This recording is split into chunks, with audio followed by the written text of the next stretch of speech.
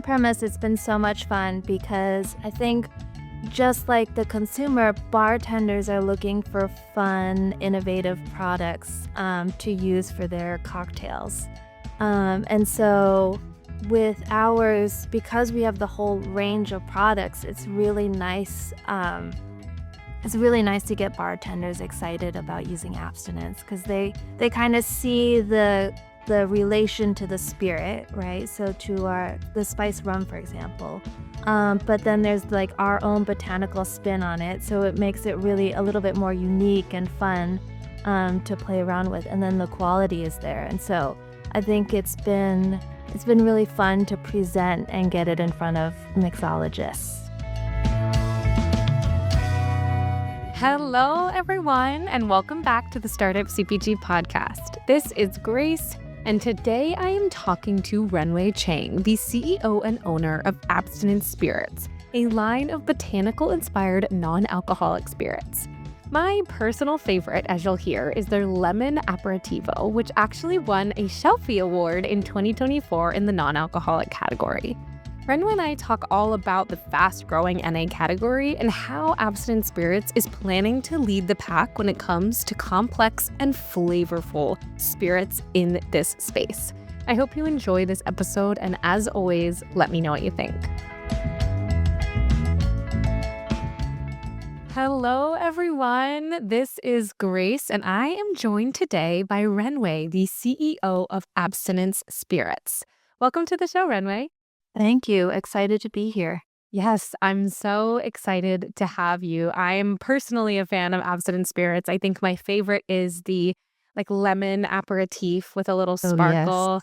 So good, just over ice on its own. I had it on a Zoom call once that was at 5 o'clock, and I was like, Isn't it so refreshing? So refreshing and delicious. But I'd love for you to introduce yourself and Abstinence Spirits to our listeners.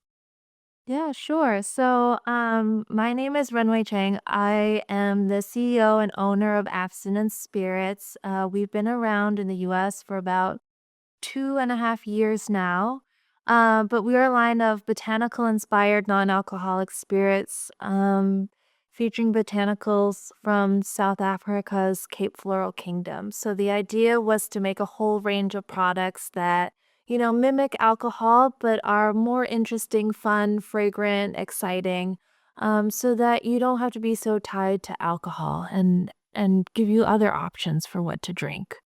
Yeah, absolutely. And that's such a trend right now. I mean, we're recording this in January, so many people are doing Dry January. This will come out later in the year, but definitely we see that trend growing. But I'd love to hear a little bit about why Abstinence Spirits was created and some of the origin story of, how this brand came to be.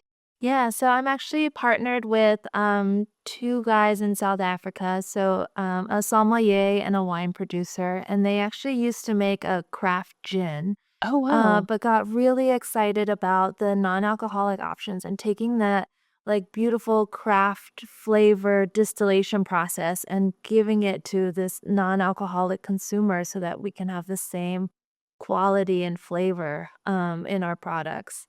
And so they probably kicked off and started in 2020. I met up with them in, I guess, 2022 now.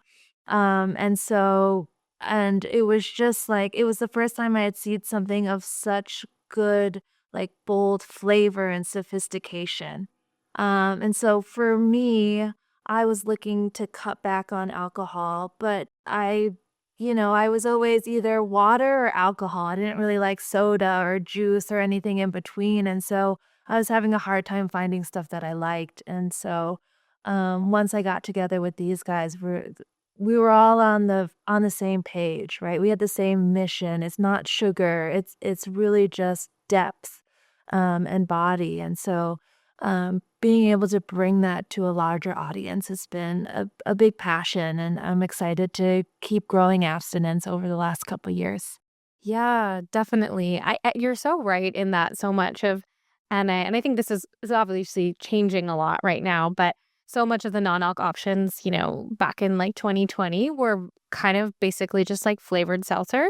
or juice. And, I feel similarly is when I, want something that is kind of an end of the day treat, but not necessarily alcohol. I don't really just want like flavored water or juice. Exactly. And I Yeah. do think you guys have done a really excellent job in your product line of bringing that actual depth of flavor that makes me, like, excited to drink it even though, it's not alcohol. It's still a treat. It still feels, special, and, I think you guys have a non-alcoholic gin as well, right? Yes. Yeah. Yeah. So one thing I was curious about is how obviously these people were making gin beforehand, so maybe that felt like an easy, okay, let's make a non-alc gin. But how did you guys decide on kind of the different offerings you were going to create with Abstinence Spirits? Because I know you guys have kind of a range.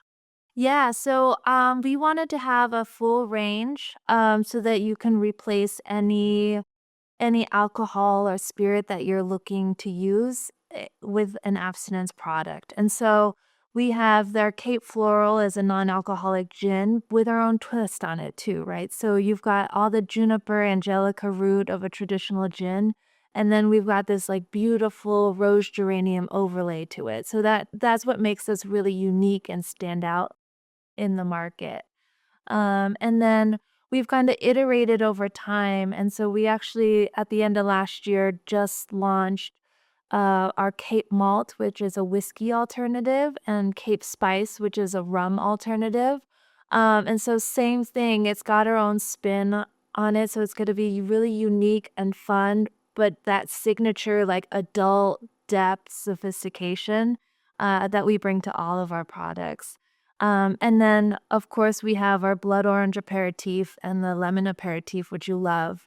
But the blood orange aperitif is kind of our hero product. Um, Everybody loves it. It's like bitter, bold, really bright and beautiful too. And so that's kind of got this cult following now, and that's really where we've made our name. Yeah, that's awesome. I don't know if I've tried the blood orange, but I'll have to keep an eye out We'll have to get you some, yeah. next time I get to the store. So that reminds me though to think to ask a little bit about how you have brought these products to consumers. Obviously, you've worked with these, sounds like some of the best in the field in South Africa, but how have you worked to bring these products to the American consumer and sort of get them in front of people? Yeah, I mean, it's a very grassroots effort, right? We're doing in-store tasting, pop-up events, anybody who wants to collaborate or, do a partnership. Just always looking for creative ways to get out in front of people. Because I think just with our price point, it's a new category. And I think there's a lot of like people are just dabbling in this non-alcoholic space, and there's a lot of confusion and not knowing where to move forward. And so I just really want to make sure we're getting abstinence spirits in front of as many people as possible to try. And I just love that experience too, because so many people are like, "Oh, I haven't really found a non-alcoholic spirit I like," and then they try abstinence and they're like, "Oh, just kidding. Like this is the one." And so that's what makes me excited and keeps me moving forward. Absolutely. I mean, I was definitely one of those people that was kind of skeptical of a non-alcoholic spirit or aperitif. I was like, oh, it's going to be like so sweet, or it's going to like just be kind of, I don't know, gross. And then I did try it and I loved it. So I've definitely had that consumer experience. How have you guys been approaching some of these in-person moments? Because obviously, with a thing that's a new category, tasting is believing, as they say. How have you guys been getting abstinence to like, a store or different retail partners that you can work with to then do some of these tastings or demos? It's been a lot of relationship building. So I think we're lucky in the non-alcoholic space that we have really great industry partners. So like non-alcoholic bottle shops, even other brands who want to work together. And so just trying to help spread the word about good non-alcoholic products. And so They're actually helping us to do a lot of the legwork, because they become reference points for restaurants and bars that are also in the area, and so we're just like building momentum that way. And so while sometimes it can feel slow, it's really strong connections, and it's really fun to build this community in this space. Yeah, I mean, you've been at this for, I guess, a little over 2 years now. What have you seen within this community and space of the non-alc category? How have you seen it grow and change and even, with your own brand, but also at large? Yeah, I think we're seeing a lot more products and brands come out, which I think is a great thing because the more awareness, the more we're building the entire category, the more space and consumer awareness that there's going to be. And so I think we're all just taking our little piece of the awareness and education campaign. And that's how we see the category. And so that has been really fun, for me to be a part of. I actually came from cosmetics, so it was a little bit different before. So this is really nice and warm and inviting. I was thinking about, you're speaking a little bit about the sort of like fellow non-alc brands and that community, and how have you found sort of like retailers and consumers' response and changes over the last 2 years or so? Yeah, and I think that on the consumer side, it's been really fun to see because when I first started 2 years ago, I was like, "Oh, there's this building momentum around this category." More people doing dry January, more people have tried non-alcoholic products. And now 2 years later, I'm like, "Oh my god, there's so much more momentum around this now." And it's great to see that it's had this lift continuously for the last 2 years that I've been involved, and I'm hoping and I'm excited to see it to continue to grow. And I think, like we were just talking about beforehand, with the news about the new cancer warnings that they wanna put on alcoholic products, and the Surgeon General news and findings, that just continues to give space for people to look for non-alcoholic, social, adult beverages for so that they can be a little bit less tied to alcohol. We'll be right back. Hello, everybody. I am so excited to announce that Startup CPG finally has an official Amazon agency partner. I know a lot of you are looking to Amazon as a great growth channel for this year and beyond, and Daybreak is the best agency that I've come across that will work with emerging brands. They have a really affordable retainer structure. It's a lot less than you'll find with other agencies that might charge you upwards of $5,000 a month, which is crazy. Based on recommendations from this community, I actually worked with Leon for my own brand and had an amazing experience. The sales grew very quickly. We started ranking really high on organic search results and really just capturing search terms in the category. I think he is an amazing fit for brands in this community, and I highly recommend reaching out to him for a chat. You can reach out to him at leon@daybreak.agency. That's LEON at Daybreak, DAYBREAK.agency. Make sure you mention us at Startup CPG so that you can get $600 of free design credits if you end up working with them. Good luck. And now, back to the show. Mhm. Yeah, and I've personally, as a consumer, loved seeing in my local bottle shop that they have some non-alcoholic options and that they, don't just have alcoholic. And I'm curious how you're working with retail partners. Maybe like, there are some of these shops that are all non-alc bottle shops, but then two, there are alcoholic bottle shops. And what has been your approach in terms of like where you see abstinence, doing best? Or is it like also at the grocery store? What's sort of the retail strategy? Yeah, so our retail strategy has actually been to be online as much as possible because I think we're in this phase where consumers don't really know where to look for non-alcoholic products yet. And I think that a lot of retailers still haven't made like a big stance on what they're carrying in terms of non-alcoholic products. So I think the like athletic beer is paving the way. Beer is a lot more well known in terms of non-alcoholic options. And I think wine and spirits will follow. But I don't think there's in the consumer's mind, this sense of, oh, if I want a non-alcoholic spirit or if I want a wide variety, this is the retailer I go to. I think um, that's still to be claimed, right? And so, ours is like e-commerce first, and then we are careful in choosing partners where there's a consumer base that's asking for it. So that's one of the questions we ask our retailers. And then have a staff that's willing and interested in developing the category because it is something that takes a little bit more work. Um, but we're finding it's incremental, right? So it's additive to alcohol sales, other beverage sales. So it's like truly a new category that people are shopping and trying. And so I think people who are ready to take the risk and dive in is where we've seen the most success. Yeah, definitely. And it's true that at my local bottle shop that I was just saying, the non-alc options are kind of like in the corner on the bottom of the shelf.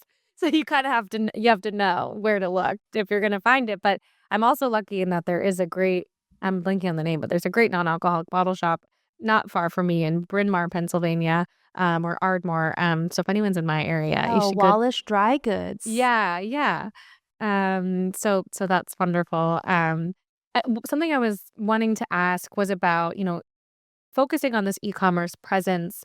How have you guys been marketing abstinence spirits via, social media or, I don't know if you're doing any paid ads or working with any influencers, but how have you kind of been using marketing for to sort of help the e-commerce?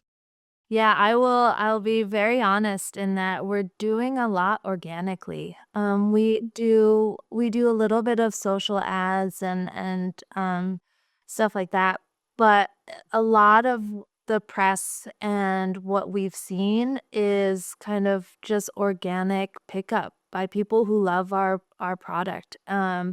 And so similarly to how we're treating our retailers and finding people who love us and come to us, we're seeing the same thing with influencers and some of the UGC that we're getting. Um, so we've got good product and a passionate following, and so I think our next steps is to figure out how to boost that and amplify that. Yeah. So what you're finding is consumers who maybe already have an online presence, posting about abstinence because they just found it and loved it. Yes. Yeah. That's awesome. Yeah, I do definitely see a lot of different influencers posting about a variety of like non-alcoholic beverages, which probably just speaks to the larger trend, but it seems like something that is useful to have some of that UGC. And how do you guys approach your social media channels in general, like your posting or your usage of it?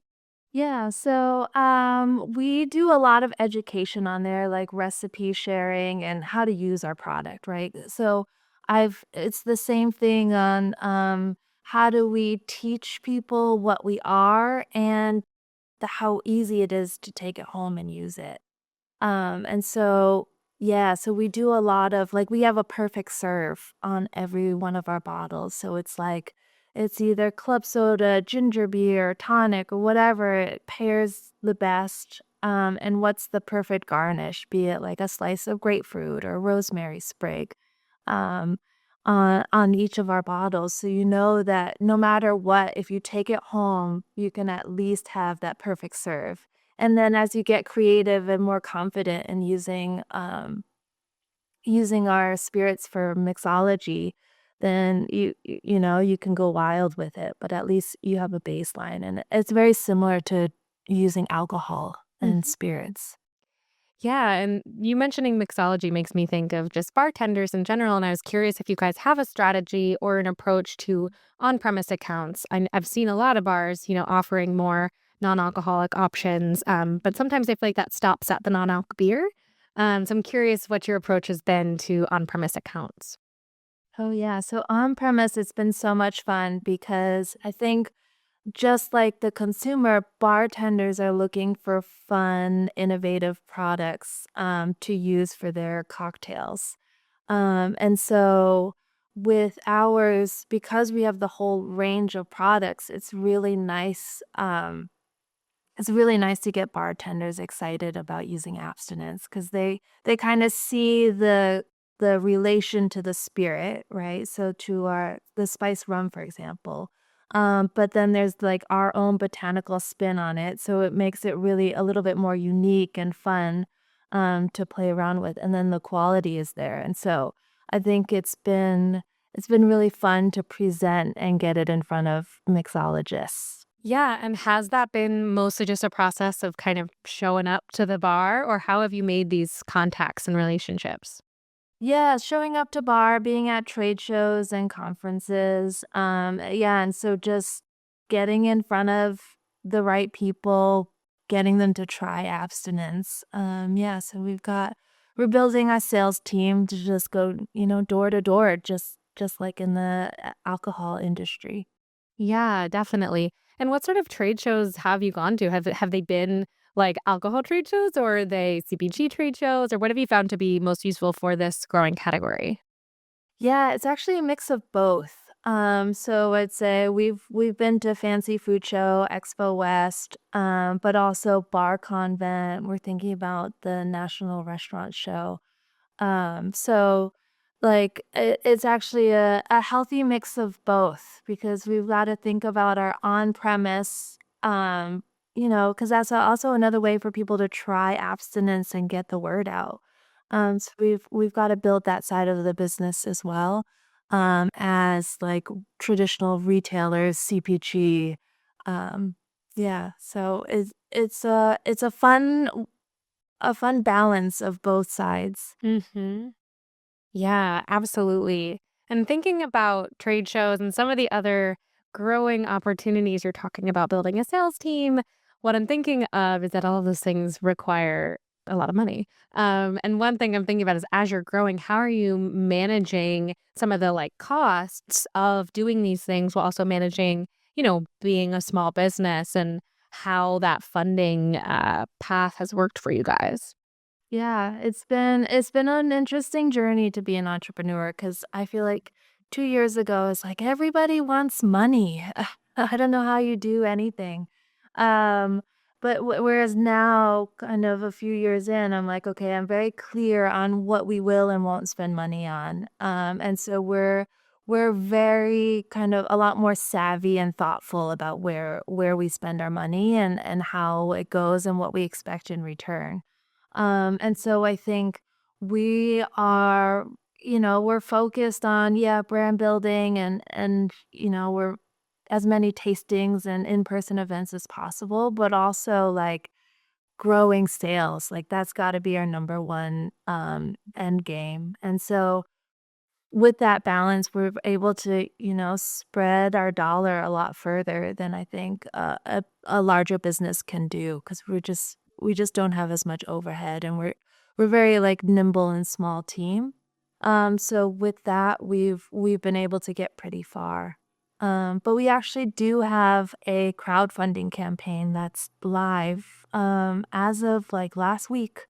Um, and so we are actually on WeFunder right now and trying to build a little bit of momentum and excitement about around abstinence and hopefully get some investors through that. Amazing. And when does that campaign end? That actually ends in mid-March. Okay, perfect. Well, this episode will come out before then. Okay, yeah, So, let's yeah. make it happen. That's awesome. So what made you decide? I know there's a lot of different avenues to go around with funding. How did you guys decide on crowdfunding and WeFunder as the path for abstinence? Yeah, I think for us it was a matter of one our size and where we are in our business. I don't think we're ready for big institutional investors.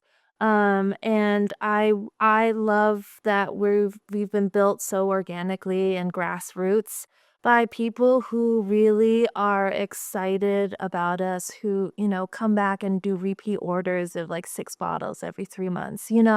Like, just that core consumer that we have, and I wanted to, one, give them an opportunity to be part of our story and our journey, but also use it as a tool to say, hey, this is what we are. We're small, but we got something here. And find other people who are going to be passionate and supportive of what we're doing. We'll be right back. Hey, do you know about Mini Social?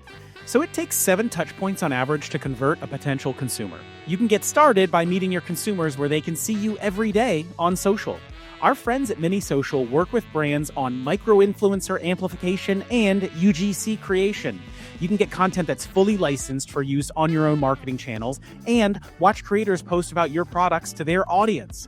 Mini Social has been around since 2018, partnering with over 1,000 CPG brands like Bonza, Outstanding Foods, Fly by Jing, Hydrant, Love Wellness, and many more. You can learn how it works by visiting cpg.minisocial.com and take a look at their case studies. Make sure to mention us at Startup CPG for a special discount.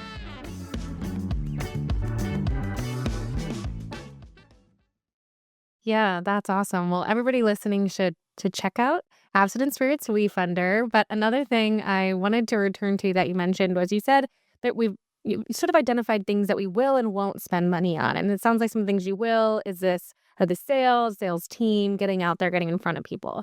I was curious though, what are some of the things you've discovered? Like, actually, no, I'm not going to spend money on that, or no, that's not worth my money or my capital. Yeah, I think there's a lot of bells and whistles that people want, for your website or, these capabilities, these dashboards, this information, all of that kind of stuff. Because, I came from a corporate world where I had a lot of that and, it would be convenient to, get all this reporting and have everything tied up nicely in a bow. But what we're realizing is even in terms of data and information and capabilities, like keeping that lean and kind of just to what we need has honestly just freed us up to grow also. In addition to saving us some money. Yeah, definitely. Anywhere you can save money is always Exactly. welcome.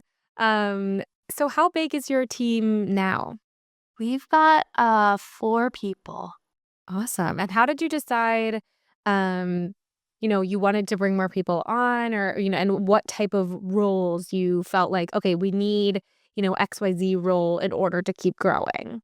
For us, it's everything is a decision of do we outsource or do we bring it in-house? And so, yeah, we do have some outsourced consulting help that that we've brought on just in terms of strength, detail of work, what's required. That was the best way to go. But in terms of our own team, it was we actually have our own warehouse, so bringing somebody in to staff and run our warehouse was a key one that we wanted to own.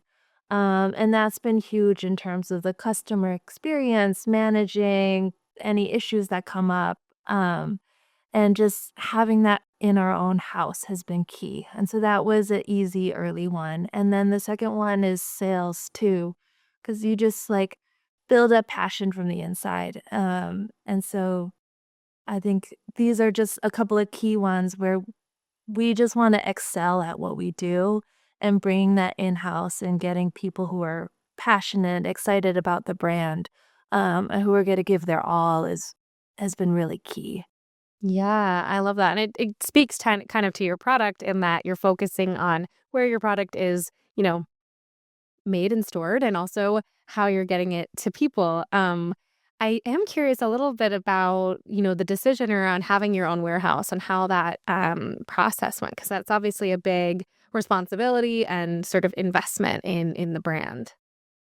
Oh, yeah. Well, we were using a 3PL, so a third party warehouse. But it just felt a little bit stifling, where there wasn't a lot of flexibility. Everything had to be laid out in steps, and then there was a charge for it. And so it just as we were growing and wanted to get a little bit more nimble and creative in what we were doing. But also we're small and, where everything was due yesterday and, we want to change things on the fly. And so it just gave us the flexibility to do a lot more. And so we kind of just we were at a crossroads. I think we had to leave a warehouse at the end of October last year or in 2023. And the 1st of October we were like, okay, let's just do it ourselves. And so we kind of pivoted. We had 2-3 weeks to make it all happen. And I think it was the one of the best business decisions we made. Wow, must have been a bit of a mad dash, though. A little bit, a little bit. Very much a founder or startup kind of life there. Oh yeah. But something I also always like to ask founders is of that startup founder life, what has been one of the biggest challenges since deciding to go all in on abstinence? I would say as I think of challenges, I would say one is probably financial, right? I think the journey for growth and to build a foundation and a strong brand takes a lot of time and money. And so I think just to get where we are today has been a lot of like shuffling and rejiggering of what our goals are and a lot of determination and grit. And so just doing that consistently over and over again for the journey is hard. And so for us it's a matter of like checking in on each other, making sure we're feeling balanced, we're still good and we're in it for the long haul, both mentally, financially. I think that's been most important for us. Yeah, and how do you kind of ensure that you know, I know it's so like self-care feels like such a, I don't know, overused word, but how do you kind of ensure that you're still feeling good with all of the demands that come with running a small company like Abstinence? Yeah. So it's funny. I made a couple decisions when I first started this to put myself and my health first. So I've I've have like a fitness routine that I do every week. And so I think I always make time for that. And so that's been and I think I've been in jobs where I didn't do that. And so that I think has been a huge shift for me, and my business partner, we're always like, "Oh, you're going to yoga? Okay, I'll see you in 2 hours," you know? And so, it's nice to be in a space where we can create that for each other. And I think that goes a long way into, respecting boundaries for everything else. Um, yeah, for each other. Yeah, I love that. And so important to commit to the time. And yeah, you could get burnt out in any job. It doesn't have to just be a startup if you don't make time for yourself and don't exercise or don't do whatever it is that helps you feel good. Um, so one of my last questions is just what advice would you give to yourself if you were on day one of this business and starting it all over again? What's something you wish someone had told you who was maybe a little bit further along in the process? Um, let's see. I would say make sure you're having fun. Because I mean, it's hard work. It's a lot. Things aren't gonna go the way you want it to go every day. Um, but if you take a step back and you're enjoying it, you're still on the right path. And I think I've had reassessments where like you're banging your head and you're like, oh wait, let me just like pivot or try this instead. And you're like, oh yeah, okay. That actually is the right path. And so now we're seeing progress or we have got momentum. And so I think doing those check-ins, even however small, to make sure you're on the right path is worth the effort. Yeah, I love that. Having fun is sometimes hard to do, but important to prioritize. So my It's last question, there. oh yeah, it's out It's there. there. Yeah. Um, my last question is just how can the Startup CPG community and our listeners support Abstinence Spirits? I love that because I've loved being part of the Startup CPG community, and they've done so much for me in terms of, making connections and reaching out and being open to conversation. And so I think um, do more of that. Tell people about abstinence. Go give it a try. And I think don't be afraid to bring a non-alcoholic option to a party, because the number of conversations I've had with people, their stories, how people open up about journeys with not drinking or anything has been really amazing. And so I think create space for people, non-alcoholic drinks in general, but abstinence for sure. Yeah. And where can people learn more about abstinence if they want to try it or if they want to just learn about the products? Yeah, our website, drinkabstinence.com. Awesome.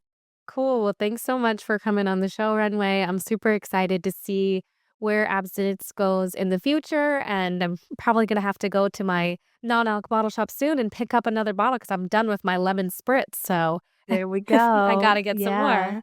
Yeah, say hi to them for me at Wallace Dry Good. I will. Well, thanks so much, Ranwei. Have a great day. Thanks. You too. All right, everyone. Thank you so much for listening. If you enjoyed this episode, it would help us out so much if you left a 5-star review on ratethispodcast.com/startupcpg. I am Grace Kennedy, the host of the Founder Feature Series, so feel free to add me on LinkedIn or reach out to me on Slack. I'm always on the hunt for new and exciting brands to feature. And if you're a potential sponsor who would like to appear on the podcast, please email partnerships@startupcpg.com. And finally, as a reminder for anyone listening, if you haven't already, we would love for you to join our community on Slack. You can sign up via our website, startupcpg.com.